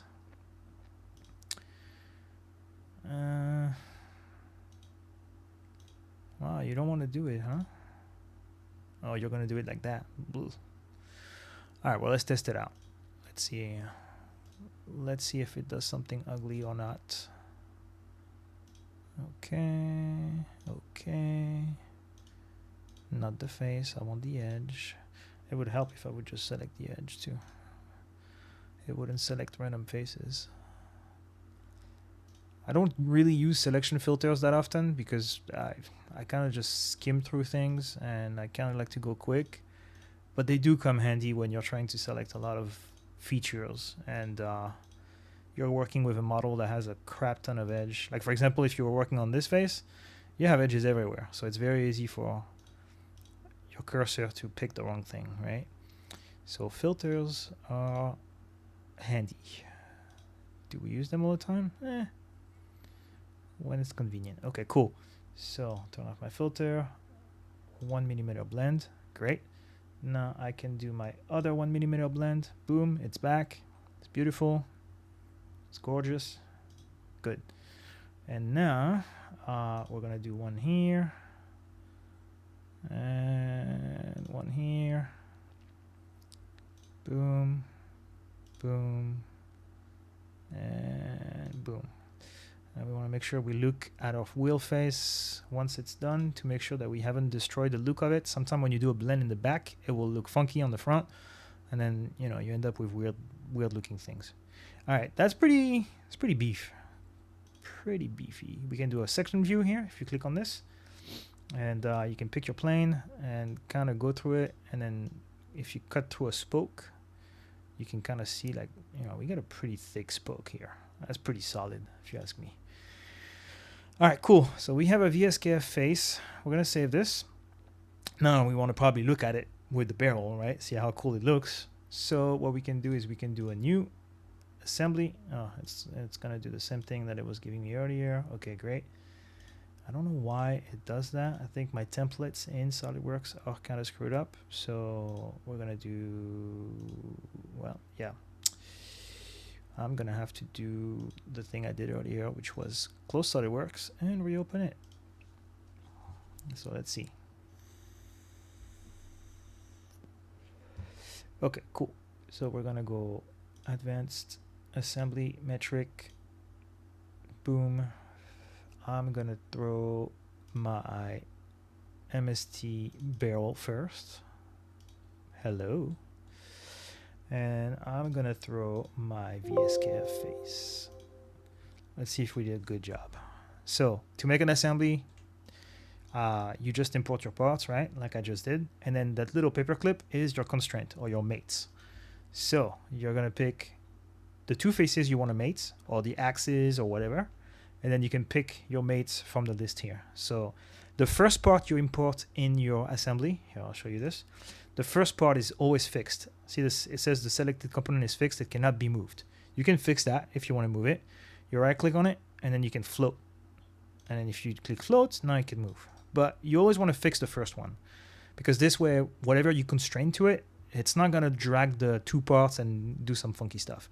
Now, if you don't like the way the shadows look, right, because it's not placed on the right plane, then you can float that. And when you float it, you can, for example, take that face.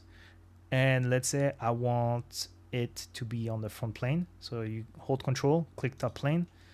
And then it's going to show, hey, you can bring up the mate menu, or you can just go straight up and add the mate by itself. If you do this, most likely it's going to be backward. I don't know why SolidWorks does it that way. It loves to put things upside down. So we're not going to do that.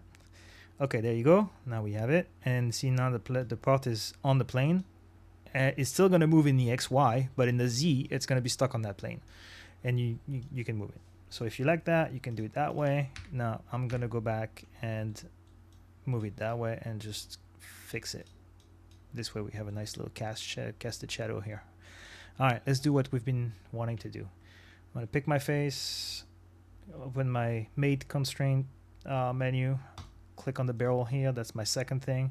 It's backward. So because it's backward, we can go change the mate alignment, hit OK. And then we're gonna say, okay, let's see, what offset do we want? We're gonna go for the fat offset. Yeah, we're gonna go for the 9. Boom. Hey, they don't look too bad. Look at that.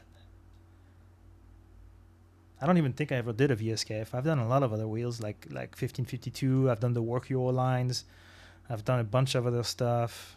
I've done some VIP modulars, but I don't think I've done the VSKF, so that's cool. Another wheel to the library. But yeah, that's pretty much it. That's a fat VSKF with a 9mm offset.